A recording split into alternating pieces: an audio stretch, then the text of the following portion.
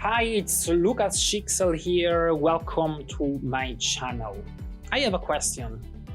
What is the number one thing that you probably want when you are using English at work? You want to sound smart and professional. Yes, me too. So, today I've got 10 smart words that you should definitely be using to sound professional, intelligent, and positive at work. And the best part about today's lesson is these are small changes that you can make. Sometimes a very small change can have big results, and that's what we are focusing on today. So be sure to stick with me to learn these 10 smart words and find out exactly how you can use them with examples, sentences, and be sure to watch to the end because word number 10 is maybe the most important one that you need to know on the list. Let's get started with number one. Number one is certainly. What are some of the most common words that you hear when someone wants to agree with you or agree to a request?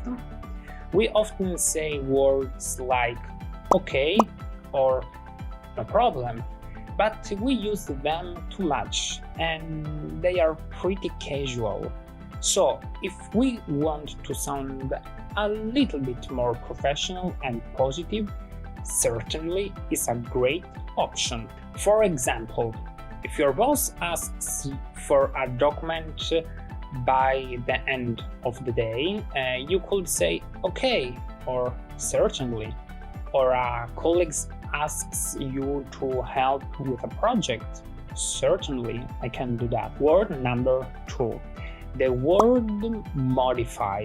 Let's be honest about something. Most people don't like change. You have a project at work and just before the deadline you get an email that says there's some changes in the requirement. How do you feel when you get that email? You are probably not celebrating. You are reading it or you are frustrated. Most people don't like the word change. A better, smarter word that you could use is modify. It doesn't have the same feeling that the word change. For example, a meeting, a colleague might say, the way that we're deadline with our customers sound like you have to change everything and nobody really wants to do that. It sounds like a lot of work. So instead, it's better to say something like, we should modify the way we deal with customers at work. Modify doesn't sound so scary or overwhelming. It's a fantastic word to use in place of the word change. And don't forget, in the description of the video you can find other 3 content that will help you improve the French language you are learning, and also the link that gives you access to Preply. Preply is a language learning platform with native speaker tutors starting at €4 lesson. And you can do numerous exercises there, and this platform is very flexible and easy to use. Highly recommended. Smart word number 3 is complication. Similar to the word change, there is another word that no one likes to hear at work, and that is the word problem. There's a problem with the order, and we have a customer with a problem, and the boss has a problem she wants you to solve. None of us like hearing those statements. The word complication is a great alternative, and it doesn't sound as bad or scary. For example, instead of saying there's a problem with your order, you could say there's a complication with your order, but we are working on it. There's a complication with your order, but we are working on it. It sounds much less serious. Number 4 is the word sensational. I'm curious when you think of a word that native speakers use to be positive and show that something is great. What word do you think of? It might be the word awesome. Native speakers love the word awesome. It's a fantastic word. I use it a lot. I love it, but I want you to have the ability to be flexible in English. I want you to have vocabulary that you can adapt and use in different situations. And the word sensational is a fantastic positive word that you can use in place of the word awesome. For example, if I didn't sleep very much last night and I'm feeling super tired at work, colleagues says, "Hey Lucas, I'm going to go to the coffee shop. Do you want anything?" I could say, "That will be sensational," or "That will be awesome." A smart word number 5 is elaborate. To elaborate simply means to give more details. There are many times at work when we need someone to clarify something or giving us some extra details. So, if you're in a meeting and a coworker says something that isn't really clear, instead of saying, "What do you mean?" you can say, "Could you please elaborate?" It's much more polite and professional. Word number 6 is leverage. The business world loves this word. If you use the word leverage at work, you'll definitely impress some other people. What it means is to get an advantage. So here's a great way we could do that. If you modify our marketing approach, we can get some real leverage over our competitors. And we've used 2 words from our list there. So I could say, if we change our marketing approach, we can get an advantage over our customers. Or I could use these 2 words, modify and leverage, to impress word number 7.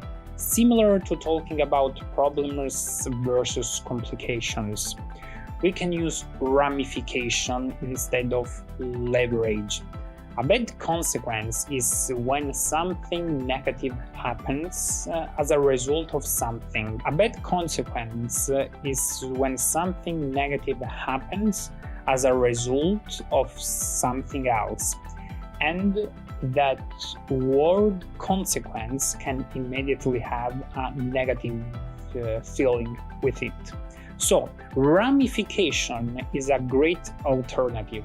For example, if your team is talking about how to modify a marketing approach, you definitely need to think about the pros and cons and what are some of the possible ramifications of marketing. So we've got 3 words that can help you to make that change. We've got just 3 more words on our list of 10 smart words to be using at work. And word number 8 is perplexing. I like this word and I don't know why, but I love the way it sounds. So perplexing. You and I know that confusing things happen at work.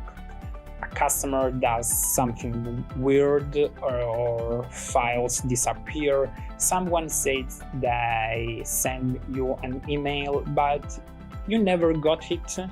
And in those moments, you could say, I'm really confused about that situation, or I'm confused how that happened. But a great alternative is perplexing. That's a perplexing situation, or similar to say I'm confused. We could say I'm perplexed.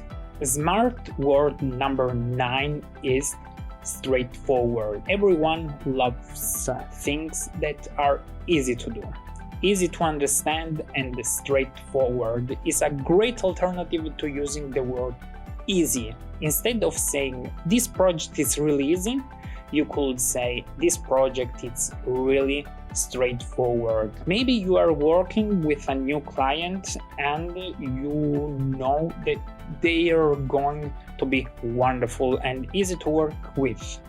You could also say, working with this client, it's going to be really straightforward. And finally, we are smart work number 10, that you should be using at work, kind of.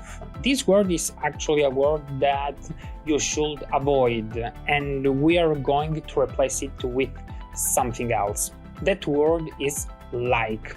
Like is used way too much. It has become a filler word, a word that we use when we don't really know what to say. In fact, sometimes I've heard people use the same sentence 2, 3, 4, even 5 times. This is a word that you definitely want to avoid using because it doesn't sound smart or professional. In fact, it can sound uncertain when it's used too much.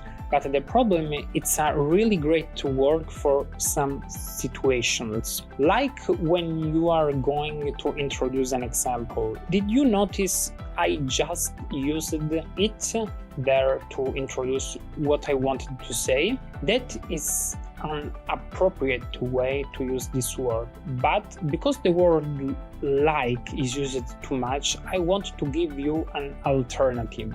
When you need to introduce information or introduce an example, you could use such as or for instance. Here a couple of examples. I could say there are a lot of opportunities such as this for our clients, or there are a lot of opportunities, for instance, this for our clients. That one little change make the sentence much more professional. Another example, you need to be really careful with this client. Like if you go to a meeting, make sure that you are early. Instead of using like, I could say you need to be really careful with this client. For instance, if you've got a meeting, make sure that you are early.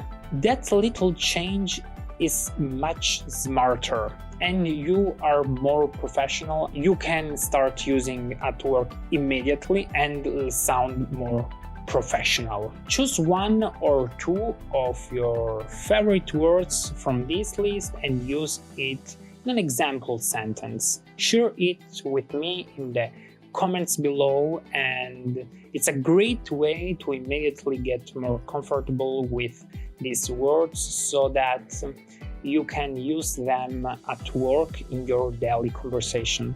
If you found this video useful to you, I would love to know. You can give it a thumbs up on YouTube, share it with friends and co-workers, and be sure to subscribe to this channel so you'll never miss the new video.